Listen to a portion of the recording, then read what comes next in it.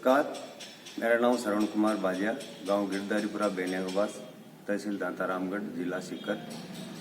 मैं एक किसान हूं और खेती का ही काम करता था पहले मैंने, और फिर हमारे यहाँ पानी की कमी के कारण मैंने कुआं खुदाई की और काफ़ी दिनों तक मैं कुएं का काम करता रहा।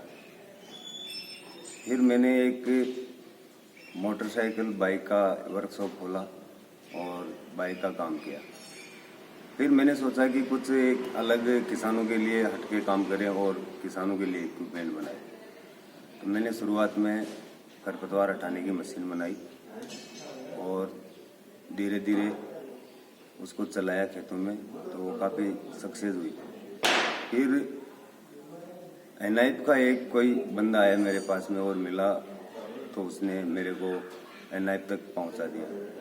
और मैं सुंडा राम जी वर्मा हमारे गांव के पास के ये, उसका बहुत धन्यवाद देता हूं उनको कि उन्होंने मेरे को जीरो स्तर से उठा के आज मतलब हीरो बना दिया है। और ये एनआईएफ की देन है जो मैं राष्ट्रपति भवन तक मैं पहुंचा। और मेरे को 2017 में राष्ट्रपति भवन में राष्ट्रपति द्वारा पुरस्कार दिया गया था, जो नेशनल अवार्ड मिला था मेरे को। और फिर 2019 में मेरे को वीडर मशीन पे इन्फोसिस ने 10 लाख रुपए का अवार्ड दिया था। और मैं काफ़ी मतलब मशीनें बनाई जो किसानों के लिए काफ़ी कारगर साबित हुई है। और जो किसान मेरे को किसी समस्या के लिए बोलता है तो मैं उसी प्रकार की मशीन बनाता हूँ। और मेरी मशीन कर्नाटक, महाराष्ट्र और राजस्थान, ये काफ़ी राज्यों में जा रही है। और मैं किसानों के लिए ही ये इक्विपमेंट बना रहा हूँ और किसानों की मतलब आय को दुगनी करने के लिए मेरा यही प्रपोजल है।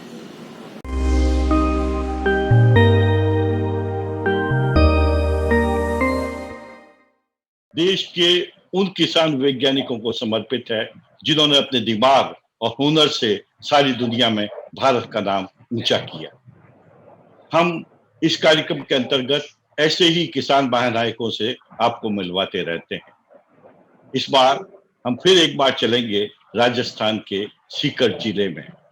सीकर जिला राजस्थान का ऐसी जगह है जहां पर मेरे ख्याल से भारत के सर्वाधिक किसान वैज्ञानिक उपलब्ध हैं।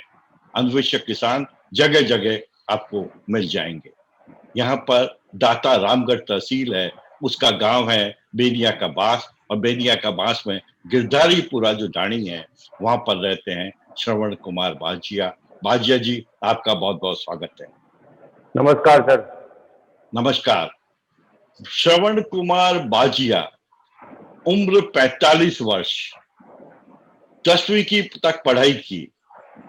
आज सारा हिंदुस्तान इनको जानता है, पर सफर इतना आसान नहीं था। 16 साल की आयु तक आपने मजदूरी की। इनका मन नहीं माना, पढ़ाई भले ही छूट जाए 10वीं के बाद, इन्होंने निर्णय लिया एक वर्कशॉप खोलेंगे। मोटरसाइकिल के पार्ट और उनके रिपेयर का वर्कशॉप इन्होंने खोला। पर नवाचार इनकी धुन थी और इन्होंने निर्णय लिया कि खेती बाड़ी के नए से नए उपकरण मैं आज बनाऊंगा, अनुसंधान करूंगा, और इस दिशा में ये आगे बढ़ते चले गए। श्रवण कुमार बाजिया को आपको समझना हो तो आप यूं समझें, जिस व्यक्ति ने मजदूरी से अपना जीवन चालू किया, 10वीं तक ही पढ़ाई की, उसको भारत के राष्ट्रपति भवन से इन्फोसिस तक सम्मानित किया गया। इन्फोसिस ने तो उनको 2019 में 10 लाख रुपए की सम्मान राशि दी। पर फिर भी ये एक बहुत सामान्य व्यक्ति है। ये उन किसान वैज्ञानिकों में से हैं जिनसे मेरा परिचय 5-7 साल वर्ष में हुआ। जब मैं एक राष्ट्रीय पत्रिका शरद कृषि का संपादक था, तब इन पर लिखने को मेरे मौका मिला। इन पर मैंने लेख छापा और तब ये बोले कि साहब, मुझे लोगों ने बताया कि शरद कृषि में लेख छपा है, और तब से मेरी पहचान पड़ी। बाजिया जी, हमारा जो जीवन सफल रहा और हमने जो अभियान छेड़ा, उसमें आपकी बड़ी भूमिका है। सर्वप्रथम हम मशीनों की बात करेंगे, फिर मशीनों के बाद हम उन उपलब्धियों की बात करेंगे जिन उपलब्धियों के लिए आपको याद किया जाता है, सम्मानित किया गया। खरपतवार के लिए आपने एक मशीन बनाई और इस मशीन से ही आपकी पहचान सारे देश में बनी। ये मशीन आपने कब बनाई, इसमें क्या खासियत है और ये कितने मूल्य की है, इसकी जानकारी है। सर ये मशीन मैंने 2011 से इसका काम स्टार्ट कर दिया था, लेकिन 2 साल का समय लगा इसमें तैयार करने के लिए, जब जाके ये सफलता मिली मेरे को। ये मशीन है खरपतवार हटाने की। जो सबसे पहले मैंने यही मशीन बनाई है जो खेतों में खरपतवार हटाती है और ये किसानों के लिए बढ़िया मतलब साबित होती है। और ये लाइन टू लाइन फसल में काम करती है। जैसे लाइन टू लाइन फसल होती है उसमें काम करती है और चलाने में कोई दिक्कत नहीं है। कैसे भी उसको घुमा सकते हैं और चला भी सकते हैं। और ये मतलब एक दिन के अंदर कम से कम 30-40 लेबर जितना काम करती है और खर्चा भी कम है इसका। और रेट इसकी 60,000 रुपये की रेट है। और बाकी जैसे और कंपनियों को देखें तो ये बहुत सस्ती मशीन है। अब इसमें मैं सोच रहा हूँ कि सोलर प्लेट से भी चलाए तो और किसान को खर्चा भी बच सकता है, लेकिन सोलर प्लेट लगाने के बाद में इसकी रेट थोड़ी सी बढ़ जाएगी। जी, आप नवाचार करते रहें और हम तो ये कामना करते हैं कि ये मशीन और जो उपलब्धियां हैं भारत ही नहीं विदेशों तक पहुंचे। प्याज के भाव सरकार को भी हिला देते हैं, आम आदमी को भी हिला देते हैं। प्याज के लिए आपने बहुत सारी कोशिशें की, बहुत सारी मशीनें बनाई। आपने एक मशीन बनाई है नर्सरी के लिए जो स्वचालित है, उसके बारे में जानकारी। सर नर्सरी की मशीन क्या है कि ये नर्सरी जो करते हैं किसान, जो हाथ से बीज को छिड़क के वो नर्सरी करते हैं। तो एक बार ऐसा टाइम था कि बीज जो प्याज का बीज का भाव 6,000 रुपये पर केजी का हो गया था। तो उस टाइम मैंने एक किसान ने आके बोला कि ये ऐसी मशीन बनाओ जो प्याज वेस्टेज में न चले, ये इसका सीड। तो मैंने सोच के ये मशीन बनाई। ये मशीन है ऑनियन सीडर, तो प्याज की नर्सरी तैयार करने के लिए काम आती है। और ये 30 से 40% सीड की बचत करती है, जो कि प्याज का सीड बहुत महंगा आता है। इसलिए मैंने ये मशीन बनाई और मतलब काफ़ी हद तक ये सक्सेस हुई। और किसान मतलब आज लगभग 500 किसानों को मैं ये मशीन दे चुका हूँ और इसका रिजल्ट बहुत अच्छा आया है। और प्याज की नर्सरी जैसे हाथ से छिड़क के डालते हैं तो 30 से 40% सीड बाहर ही रह जाता है, उगता नहीं है। और ये मशीन चलाने में काफ़ी सुटेबल और मैनुअल है, हाथ से खींच के इसको चलाई जाती है।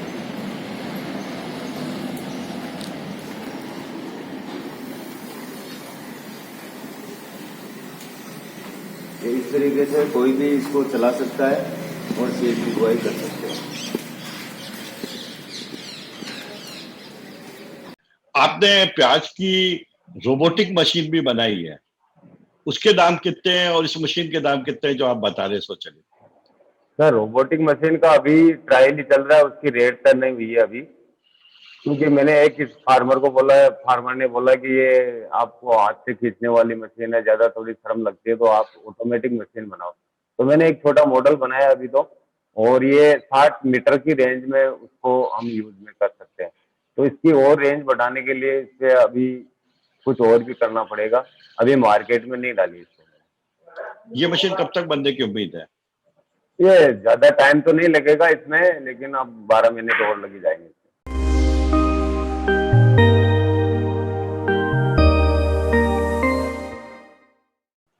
एक आपने प्याज की स्वचालित मशीन के बारे में बात की थी, वो कितने में मिल सकती है?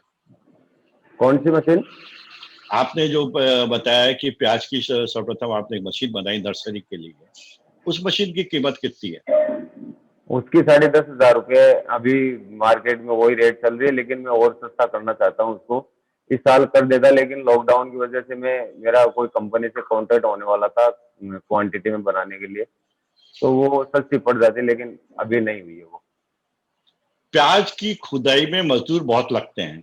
अगर प्याज की ऐसी मशीन हो जो खुदाई में सहयोग कर सके तो लाभ होता है। आपकी प्याज खोदने की मशीन भी बहुत चर्चित है, इसके बारे में बताएं। सर प्याज खोदने की मशीन मतलब उसमें बहुत काफी मेरे को टाइम लगा, कम से कम 5 साल लग गए थे उसमें रिसर्च में। और अभी ये कम से कम 80% वो सक्सेस हो गई है। अभी मार्केट में मैंने इसलिए नहीं दिया है कि पूरी अगर 80-90% सक्सेस होगी तब मैं उसको मार्केट में दूंगा। जो भी किसान मेरे को बोलता है भाई हमारे को प्याज खोदना, तो मैं उसी को रेंट के हिसाब से मैं चलाता हूँ मशीन को। करीब कितनी कीमत पड़ेगी इसकी? सर इसकी कीमत लगभग 3.5 लाख रुपए पड़ेगी।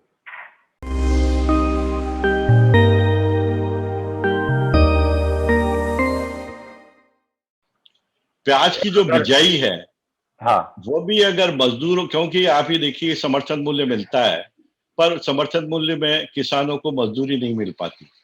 तो जितनी मशीनों का उपयोग, सस्ती मशीनों का उपयोग होगा उतना लाभकारी होगा। प्याज की बिजाई के लिए भी आपने एक मशीन बनाई है? हाँ, प्याज की बिजाई के लिए मैंने, ये जो लॉकडाउन था उसी टाइम में मैंने बनाई थी वो मशीन। उसमें सीधी प्याज की बुआई हो सकती है, नर्सरी की जरूरत नहीं है उसमें। और वो मशीन 3 फसलों में काम करेगी। एक तो जो इसबगोल की जो बुआई होती है वो भी हाथ से डाल के इसबगोल बोया जाता है, और जीरा भी ऐसे ही इसी तरीके से बोया जाता है। तो ये एक मशीन तीनों फसलों में काम करेगी और बढ़िया काम करेगी। ये मशीन मैंने कोविड-19 के समय में ये बनाई थी, और ये ट्रैक्टर से ऑपरेटेड मशीन है। और जो प्याज की नर्सरी है, रिजगा की बुआई है, इसी मॉडल में इसबगोल की बुआई है, जीरे की बुआई है, प्याज की डायरेक्ट बुआई है। ये मशीन मतलब 2 प्रकार के मॉडल में मशीन बनती है, और ये ट्रैक्टर से चलती है और काफ़ी अच्छी मशीन है। और ये कम से कम मैंने इस सीजन में 30-35 मशीन दी है किसानों को। और जैसे प्याज की डायरेक्ट बुआई में किसान के लिए बहुत ही मतलब लेबर लगती है प्याज को लगाने के लिए, तो इससे डायरेक्ट बुआई भी कर सकते हैं, और जीरे की बुआई भी कर सकते हैं, इसबगोल की बुआई भी कर सकते हैं। और बढ़िया मशीन है, और ये इसकी कॉस्ट 25,000 रुपये की कॉस्ट है, और ये एकदम आसानी से चलाई जा सकती है।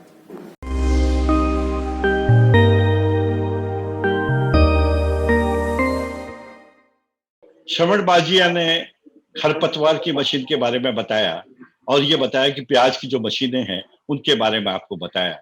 इन मशीनों को देख के आपको लगेगा इतनी सस्ती है, और आप श्रवण कुमार बाजिया जी से अगर ये मशीनें लेना चाहें तो आप इनसे संपर्क कर सकते हैं।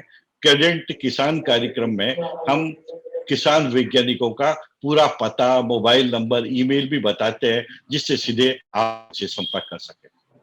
श्रवण बाजिया जी, कभी सोचा भी नहीं था कोविड-19 का काल इतना कठिन आएगा। अपने को मेरे ख्याल से 7-8 महीने तो हो गए मिले बिना, और कोविड कब असर खत्म करेगा तब अपन मिल पाएंगे। पर कोविड-19 के काल को मैं भी सुना है आप मशीनों पे लगे रहे। आपने कौन सी नई मशीन बनाई? सर कोविड-19 में मैंने 3 मशीनें बनाई है। जो जी। एक तो प्याज की नर्सरी तैयार करते हैं वो मैनुअली थी। अब कुछ किसानों ने बोला कि आप ट्रैक्टर के ऊपर बनाओ, तो मैंने ट्रैक्टर के ऊपर बना दी। फिर मैंने जो सीधी प्याज की बुआई के, कई किसानों के फोन आते थे आप नर्सरी तैयार ना करके डायरेक्ट बुआई के लिए बनाओ, तो मैंने वो भी बना दी। फिर इसबगोल की वो एक ही मशीन है। और एक जो सीडल है हमारी, जो सीडल चल भी रही है, जो हर चीज की बुआई करती है, वो ज्वार, मूंग, बाजरा, गेहूं। तो उसमें क्या होता है कि एक लेवल पे बिजाई नहीं होती है। तो मैंने एक दो सिस्टम लगाए उसमें, 2 टायर लगा के उसका एडजस्टेबल करके, जो किसान मतलब जितने लेवल पे बुआई कर सकता है उसी लेवल करके वो बुआई कर सकता है। ये 3 मशीनें बनाई मैंने। इनकी कीमत क्या है ये और बता दें। देखो, जो ये टायर वाली सीडल है उसकी 25,000 रुपये की कीमत है।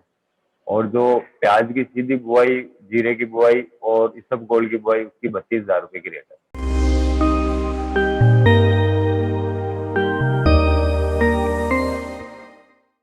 आपने साल्ट टर्निंग मशीन भी बनाई है, उस मशीन के बारे में बताएं। साल टर्निंग डिवाइस एक ऐसी मशीन है जो नमक के जो खेती होती है जहाँ, वहाँ ये वाटर को टर्निंग करने का काम करती है। बड़े बड़े क्यार होते हैं उसके ऊपर जो परत जम जाती है नमक की, उसका तोड़ने का काम करती है। अब लेबर में क्या होता है कि ये एक तो पैरों में गलने की या छाला पड़ने की ये ज्यादा शिकायत रहती है। तो मैंने सोचा एक बार, वहाँ मैं उस फील्ड में काम किया था, कुएं खुदाई का टाइम था उस टाइम में। तो मैंने सोचा उस टाइम भाई लेबर कितनी परेशान होती है, और एक कारण और भी है उसमें। जब अगर धूप पड़ती है ना 10-11 बजे के बाद में, इतना पानी गर्म हो जाता है कि लेबर उसके अंदर काम नहीं कर सकती। इस यही सोच के मैंने वो मशीन बनाई।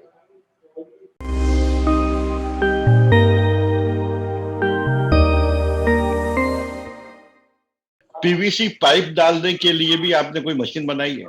बनाई है सर, वो भी पीवीसी पाइप डालने की। अब क्या है कि जेसीबी से जो खुदाई करते हैं वो बहुत चौड़ाई लेके जमीन में वो खोदती है और ज्यादा गड्ढे पड़ जाते हैं, फिर वापस उसको मिट्टी को डालने के लिए और ज्यादा मजदूरी भी लगती है और टाइम भी लगता है।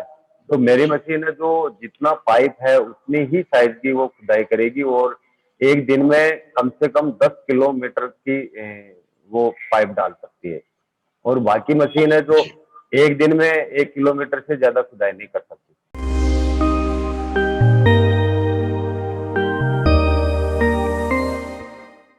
आने वाले समय में आप और कोई उपकरण बना सके, कोई विचार है? सर एक विचार है मेरा, वो काफी दिनों से चल रहा है, जो मैं देश के लिए एक ऐसी मशीन बनाऊं जो हमारे सैनिक सीमा के ऊपर काम करते हैं या वो रात दिन पहरा देते हैं। तो मैं एक ऐसा रोबोटिक मशीन बना रहा हूँ, उसका अभी प्रपोजल तैयार किया है मैंने, जो 6 किलोमीटर की रेंज तक वो ऑपरेट कर सकता है उसको बैठे बैठे, और कोई भी छोटा मोटा सामान भी वो ले जाके दे सकता है। जी। किसान भाइयों, अब हम बात कर रहे हैं श्रवण कुमार बाजिया जी से, जो किसान वैज्ञानिक हैं राजस्थान के सीकर जिले में। आप कल्पना ही नहीं कर सकते कि इतनी मशीनें बनाने वाला व्यक्ति कितनी कठिनाई पूर्ण जीवन को जिया। मुझे याद है कि समय समय पर हमारी बातचीत होती रहती थी शरद कृषि के समय में, और 2017 में जब हमने मिशन फार्मर साइंटिस्ट परिवार प्रारंभ किया और हमने कहा कि पहली किताब खेतों के वैज्ञानिक, उसका लोकार्पण राजूवास बीकानेर में था। उसके 3-4 दिन पहले ही राष्ट्रपति भवन में नव प्रवर्तन संस्थान, राष्ट्रीय नव प्रवर्तन संस्थान का राष्ट्रीय द्वितीय पुरस्कार आपको राष्ट्रपति जी ने प्रदान किया, जो करीब 3 लाख रुपए का था। मैंने उनसे अनुरोध किया, वो बोले कि भाई राष्ट्रपति भवन में मुझे रुकना पड़ेगा, पर मैंने कहा देश भर के किसान वैज्ञानिक आ रहे हैं बीकानेर और आप पधारे, और पुरस्कार समारोह से राष्ट्रपति भवन से एक छुट्टी लेकर ये वो आप बीकानेर पधारे और हमारे साथ रहे। आपको वो दिन याद होंगे श्रवण जी। सर वो दिन याद है, और मैं एनआईएफ का तो बहुत शुक्रगुजार करता हूँ कि जो एनआईएफ मेरे को इतना सपोर्ट किया है एनआईएफ ने, तो आज एनआईएफ की वजह से मैं इस स्थिति में आ गया हूँ।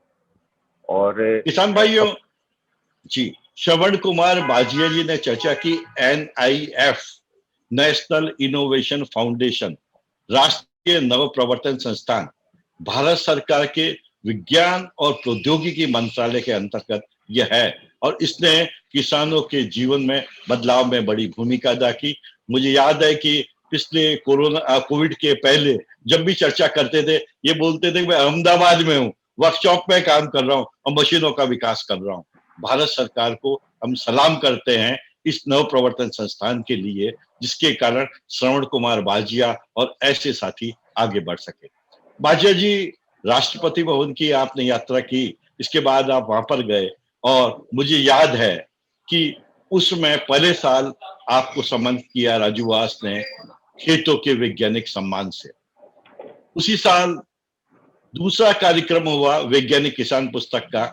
उस समय जोधपुर के मौलाना आजाद विश्वविद्यालय ने दोबारा आपको सम्मानित किया खेतों के वैज्ञानिक सम्मान से। 2018 में पैसिफिक विश्वविद्यालय ने आपको फिर किया सम्मानित किया खेतों के वैज्ञानिक से। मोरक्को की एक संस्था और दूसरी संस्थाओं ने आपको 2019 में सम्मानित किया खेतों के वैज्ञानिक से। मेरे ख्याल से बहुत कम लोग होंगे जिनको 2019 तक 4 विश्वविद्यालयों ने सम्मानित किया हो। पर सम्मान की बड़ी बात तो यह है, इन्फोसिस आज देश की बहुत सम्मानित संस्था है और लोग उसको याद करते हैं। उस संस्था ने भी आपको 2019 में सम्मानित किया 10 लाख रुपए की सम्मान राशि देकर बेंगलुरु में। आपका इन्फोसिस में इस पुरस्कार के लिए चयन कैसे हुआ, सम्मान समारोह कैसा था, कैसा अनुभव रहा, और गांव लौटने पर आपने क्या अनुभव किया? क्योंकि मैं आपको याद दिलाऊं, जब भी हम मिलते थे तो आप कहते थे मधुप जी खर्चा ही नहीं चलता, परिस्थितियां ही ऐसी है, जिंदगी कब बदलेगी। हम कहते थे नहीं, जिंदगी तो बदलेगी, जो सीधा सच्चा दिमागदार आदमी है वो निश्चित रूप से उपलब्धि प्राप्त करेगा। तो अपन 2019 में इन्फोसिस का 10 लाख रुपए की सम्मान राशि आपको कैसे मिली, कैसे सम्मान समारोह हुआ और उसके बाद आपका कैसा स्वागत हुआ, इसकी जानकारी। सर, इन्फोसिस का एक मैं फेसबुक देख रहा था, इन्फोसिस का एक कोई लिंक आया, आरोहन सोशल इनोवेशन अवार्ड। तो वो लिंक खोल के मैंने देखा तो वो पूरा इंग्लिश में था। तो मैं इनोवेशन अवार्ड का मतलब तो समझता हूँ भाई, कोई नई चीज पे जो काम करता है उसके ऊपर ये अवार्ड दे रहे हैं। तो मेरे पास वर्कशॉप के पास में बैंक है, एसबीआई बैंक, और उस मैनेजर से मेरा अच्छा मेल मिलाप था उस टाइम में, अभी तो नहीं है वो। मैं उनसे पूछा कि सर ये एक लिंक आया है ऐसा, तो आप मेरे को इसके बारे में समझाइए। तो उन्होंने पढ़ के वो देखा और बताया मेरे को कि यार इन्फोसिस तो बहुत अच्छी कंपनी है और ये आप जैसे लोगों को सम्मानित करना चाहती है। तो मैं उनसे ही वो फार्म सबमिट करवाया था। तो उन्होंने वो भर के दिया, जो मेरा जो इनोवेशन था उसके बारे में बताया उनको, और वीडियो वगैरह भेजा मैंने। तो वो सबमिट हो गया और 15 दिन बाद में मेरे पास में फ़ोन आया इन्फोसिस से कि आपका सिलेक्शन हुआ है इन्फोसिस में। 30 पूरे ऑल इंडिया में 30 आदमी सिलेक्ट हुए थे उसमें। तो उस टाइम में मेरे को ये बहुत बड़ी खुशी हुई थी। तो फिर मैं वहाँ गया था, जो मेरे को पहली बार मतलब फ्लाइट में बैठने का मौका मिला था, और फ्लाइट की टिकट इन्फोसिस ने ही कराई थी। तो मैं वहाँ गया और फिर देखा, वहाँ का माहौल बहुत अच्छा था। और फिर जो प्रेजेंटेशन हुआ हमारा, वो भी मतलब इंग्लिश में, जो जितने भी वहाँ अवार्ड लेने वाले थे सब वो प्रोफेसर लाइन के आदमी थे। सबसे कम पढ़ा लिखा मैं ही था उसमें, इन्फोसिस में।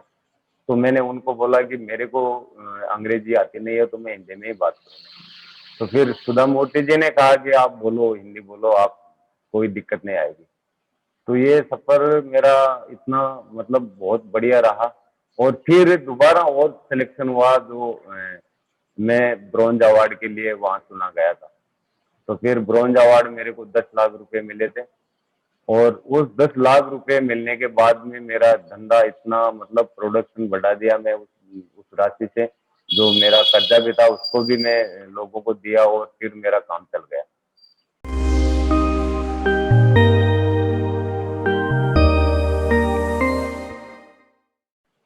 किसान भाइयों, कई बार ये होता है, पत्थर तोड़ रहे हैं, मजदूरी कर रहे हैं, जिंदगी चला रहे हैं, लगता है कभी 2 टाइम रोटी होगी कि नहीं, घर को ढंग से चला पाएंगे कि नहीं। पढ़ाई करने की सोचते हैं, खर्चा नहीं होता, पढ़ाई छोड़नी पड़ती है, 10वीं के बाद पढ़ाई छूट जाती है, लगता है जिंदगी बेकार है, पता नहीं क्या करेंगे क्या नहीं करेंगे। पर वहां पर श्रवण कुमार बाजिया जैसे लोग होते हैं तो कोई भी व्यक्ति हार नहीं साधता। हमने देखा, ये प्रेरक कथाएं आपको क्यों सुनाते हैं। जब हम किसी एमबीए से या एमएससी एग्रीकल्चर से कहते हैं नौकरी मत ढूंढो, अपना काम धंधा ढूंढो, वो कहते हैं जीएसटी है, इनकम टैक्स है, यह है वो है, बिक्री नहीं होगी, पर और टल्ला मार देते हैं। पर श्रवण कुमार बाजिया जैसे व्यक्ति, जिनके पास प्रयोगशाला नहीं थी, खेत पर उन्होंने अपने प्रयोग किए, आकाश उनके छत थी, और वहां पर अनुसंधान करते हुए कोई पहचान नहीं थी। धीरे धीरे धीरे धीरे लोगों से परिचय बढ़ता गया, लगता था कहीं न कहीं तो ये यात्रा पूर्ण होगी। कभी मन में विश्वास होता था, कभी अविश्वास होता था, पर इस लड़ाई में वो कभी हारे नहीं। मुझे याद है कि आपने कहा सुधा मूर्ति जी ने इनोवेशंस में बहुत सहायता की भारतीय किसानों की। अब जब आपको इन्फोसिस का पुरस्कार मिला, सुधा मूर्ति जी से भी आपका मिलना, बात की हुई होगी। नहीं, बात भी हुई थी। फिर अवार्ड मिलने के बाद में सबसे मिला, उन्होंने बोला कि आप बहुत अच्छे काम कर रहे हो, और उनसे मिलके बहुत खुशी हुई थी। और उन्होंने ही मेरे को पुरस्कार दिया था। जी। आपको महिंद्रा समृद्धि का जो कृषि पुरस्कार है, क्षेत्रीय लेवल पे भी आपको मिला था, और मेरे ख्याल से उसी साल मिला था जब इन्फोसिस ने आपको पुरस्कार दिया था। यह पुरस्कार किस चीज के लिए दिया गया था? ये सभी जो इक्विपमेंट बनाए मैंने, सबको वो देखते हुए मेरे को ये अवार्ड मिला था। और यही 2019 में मिला था। और 2019 में ये मार्च 2019 को 18 तारीख को ये महिंद्रा का मिला था। और उसी टाइम हम राष्ट्रपति भवन में मेहमान के रूप में भी 2 दिन वहां रुके थे। तो राष्ट्रपति जी किन किन कोविंद थे। राष्ट्रपतियों से आपका मिलना हुआ? मेरा पहला मिलना तो हुआ प्रणब मुखर्जी से, जिन्होंने मेरे को नेशनल अवार्ड मिला था उस टाइम में, 2017 में। और फिर दूसरी बार 2019 में हम मेहमान के रूप में सिलेक्ट हुए थे, जो राष्ट्रपति जी हमारे कोविंद जी है, उसके साथ में भी हम 2 दिन वहां रुके थे। मुझे याद है कि अहमदाबाद में ये कार्यक्रम हुआ था, राष्ट्रपति जी कोविंद जी वहां पधारे थे, एक ग्रुप फोटो हुआ था और उस ग्रुप फोटो में राजस्थान में सीकर जिले से आप थे, शायद मदन लाल कुमावत भी उसमें साथ थे। मदन लाल जी भी थे, सीकर जिले से हैं, और वो जगदीश जी पारिक जी भी थे हमारे साथ में। हम राजस्थान से मतलब 3 आदमी थे, और दाता रामगढ़ तहसील से हम मदन जी और मैं था, तो 2 आदमी थे।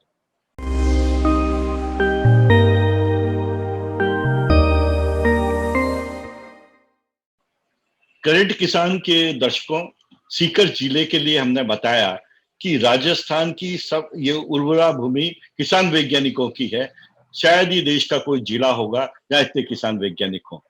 अहमदाबाद में कोविड के पहले जब कार्यक्रम हुआ था नव प्रवर्तन संस्थान का, उसमें राजस्थान के 3 किसान वैज्ञानिकों ने भाग लिया था और उनका ग्रुप फोटो भी अभी हम आपको दिखाएंगे। परंतु उनमें से एक जगदीश प्रसाद पारिक, जिनको पिछले साल पद्मश्री मिला, उनसे हम मिलवा चुके हैं। दूसरे किसान वैज्ञानिक हैं श्रवण कुमार बाजिया, जिनसे हम आपको मिलवा रहे हैं, और तीसरे किसान वैज्ञानिक मदन लाल कुमावत से भी जल्द हम मिलाएंगे, क्योंकि लोग कहते हैं कि उन्होंने भी कोविड में के काल में कोई मशीन उपकरण बनाया है। श्रवण बाजिया जी वापस लौटते हैं उस सफर की ओर जो बचपन से प्रारंभ हुआ। अपने बचपन के बारे में कुछ बताएं। सर, बचपन में मैं 10वीं तक तो पढ़ाई की, फिर पढ़ाई छोड़ दी, फिर खेती में ही लगा रहा। नहीं, आप वहां से बढ़े, पिताजी क्या करते थे, कैसे हुए, कैसे स्कूल जाने लगे, क्या परिस्थिति आई, मजदूरी करनी पड़ी, पढ़ाई छूटी, ये सारी बातें संक्षेप में बताएं। सर, मेरा छोटा सा परिवार है, ज्यादा बड़ा परिवार नहीं है। मैं और एक मेरी सिस्टर है, और एक मेरा अभी वो 8 साल का बच्चा है, और मेरी दादी जी अभी हमारे साथ ही है, और दादाजी तो स्वर्गवास हो गए आज कम से कम 10-12 साल हो गए। और पिताजी अभी भी जो मकान जो बनाए, जो कारीगर का काम करते हैं, अभी भी करते हैं वो। और हमारा बस खेती का ही काम था पहले शुरू में। और मैं 10वीं तक पढ़ाई करी, और 10वीं बाद में छोड़ दी, फिर पढ़ाई, फिर खेती किसानी में लगा।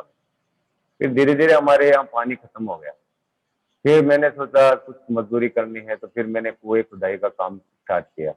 ये बहुत जोखिम भरा काम था, लेकिन ये काम भी मैं मेरे सिस्टम के हिसाब से मैं कम से कम 8-10 साल तक ये काम किया।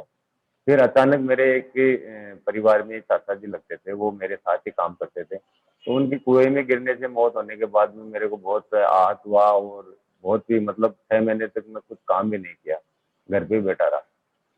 फिर मैंने इसको काम को छोड़ दिया। फिर मैंने सोचा कुछ तो करना है, तो मैंने बाइक का वर्कशॉप स्टार्ट किया और बाइक मैकेनिक का काम शुरू किया। फिर धीरे धीरे ये बस इनोवेशन में लग गया, और जो घर में खरपतवार हटाने की समस्या थी, इस वजह से मैंने उस मशीन पे जोर दिया ज्यादा। चलो हम फ्री टाइम में ये काम कर सकते हैं।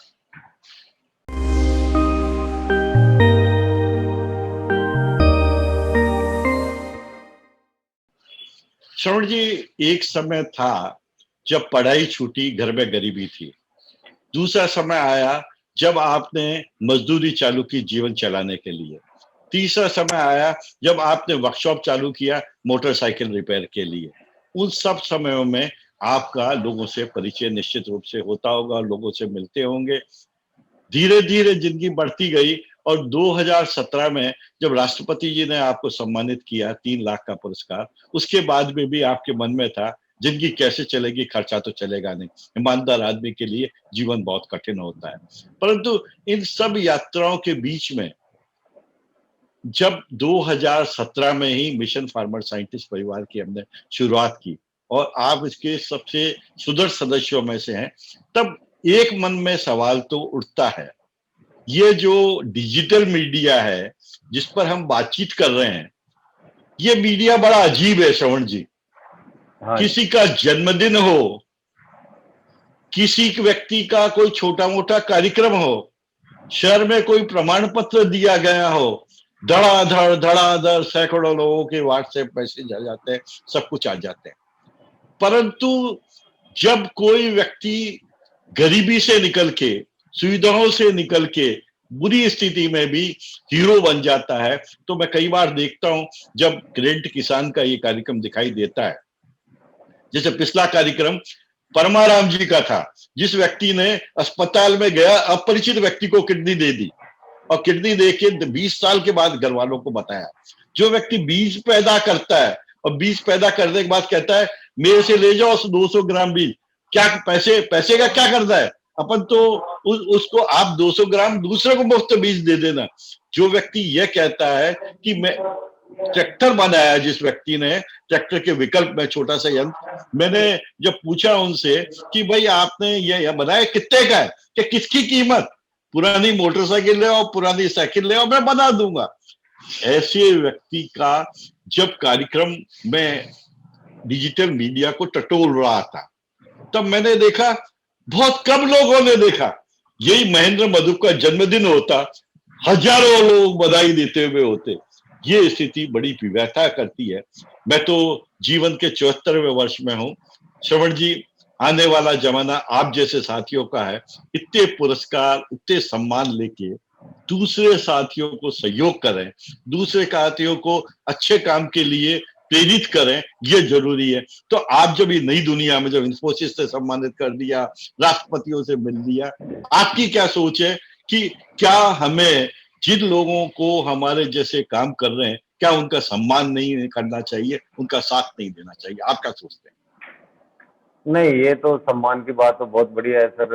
ऐसे आदमी बहुत कम मिलते हैं जो परमाराम जी जैसे, जिन्होंने किडनी दी है, वो बहुत महान आदमी है और बहुत अच्छे आदमी है। अब देखो रही बात अवार्ड की, तो मैं जो भी मेरे को अवार्ड मिला ना, मैं अपने आप पर उसको हावी होने नहीं दिया।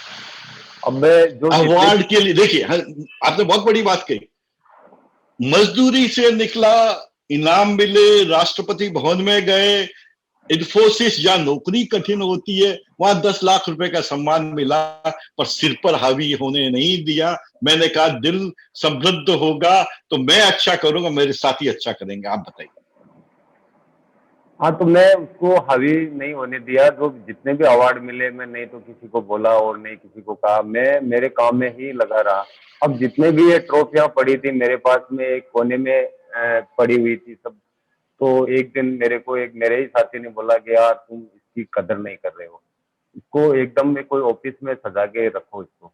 तो मैंने सोचा यार मेरे को सजाने का टाइम ही नहीं मिल रहा है, और ये ट्रॉफी अगर कोई पैसे वाले के पास में होती तो वो बहुत बढ़िया तरीके से उसको सजाता।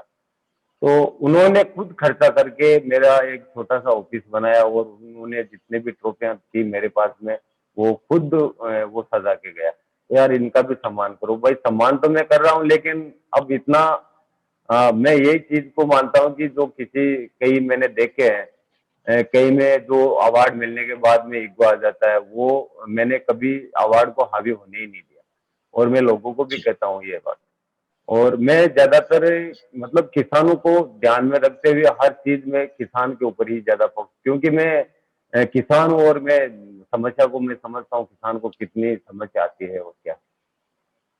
श्रवण कुमार बाजिया जी ने बताया, सम्मान मिले, धन मिले, सुविधाएं मिले, आत्ममुग्ध इतने नहीं हो जाएं, खुद खुद को तो अच्छे लगे, दूसरों का काम काम ही नहीं दिखाई दे। हमारा जो मिशन फार्मर साइंटिस्ट परिवार है, जिसमें श्रवण जी हैं, मुझे याद है आज से 20-25 साल पहले जब किसी को सम्मानित करते थे, या आज से 8-10 साल पहले करते थे, एक छोटा सा समाचार पत्रों में होता था। ये समय बदला और आज ऐसा समय आया डिजिटल मीडिया पर कि टीवी ने उन महानायकों को सम्मानित करना चालू किया।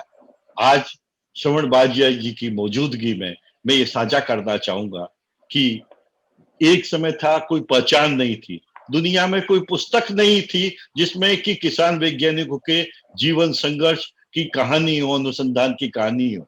जब ये कहा जाने लगा कि हमारे प्राइमरी, मिडिल और विश्वविद्यालयों के पाठ्यक्रम में श्रवण बाजिया जैसे महानायकों को पाठ्यक्रम में शामिल किया जाना चाहिए। और जिन श्याम सुंदर पालीवाल जिनसे हमने चर्चा की थी, वो तो सीबीएसई के पाठ्यक्रम में उनका पिपलांतरी गांव आ रहा है, हमारे राजस्थान बोर्ड के पाठ्यक्रम में वो आ रहा है। तो ये सब होते हुए सोचे, अपने परिवार की सोचे, खुद की सोचे, पर साथ में ये भी सोचे कि जो लोग हमारे मित्र, हमारे साथी एक टाइम रोटी खा के अनुसंधान कर रहे हैं, नवाचार कर रहे हैं, उन्हें सम्मानित करें।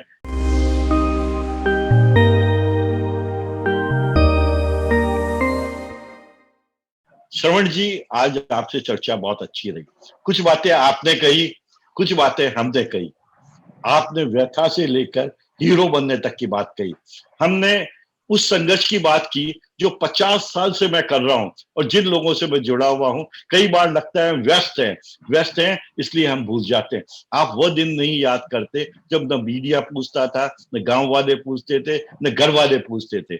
ये जब सब पहचान हो जाएगी तो एक नया हिंदुस्तान बनेगा जिसमें किसान होगा इस देश का महानायक, राज सत्ता, अर्थ सत्ता और सामाजिक सत्ता पर उसका अधिकार होगा।